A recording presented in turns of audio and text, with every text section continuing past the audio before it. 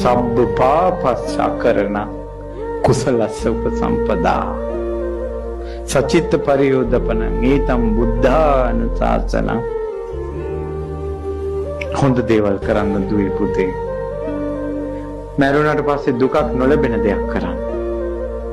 මැරෙනවා කියලා විශ්වාස කරන්න. අපි කරන දේ අපිට කරගහ ගන්න වෙනවා කියලා විශ්වාස කරන්න. ඔයාලා හැදෙන්න.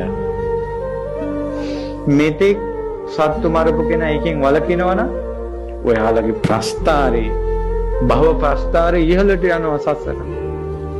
ඉස්සෙනවා උතුම් ලෝකයකට. උතුම් ලෝකේ සත්පුරුෂයෝ ඉන්නේ. උතුම් ලෝකේ බණපද ඇහෙන.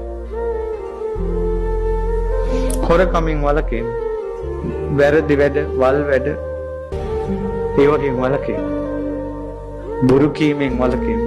සුරා මේරේ පානෙන් වළකින. අවුරුදු 50ක් බීපු මිනිස්සයා අද මේ බණ ටික අහලා නතර කළොත් බීපු එකද විශේෂ නතර කරපු එකද? ඒ නතර කිරීමේ පින්බලයටම දෙව්ලොව උපදිනවා. පාපේ ප්‍රබල තරමටම ඒක නතර කිරීමේ පින වැඩි.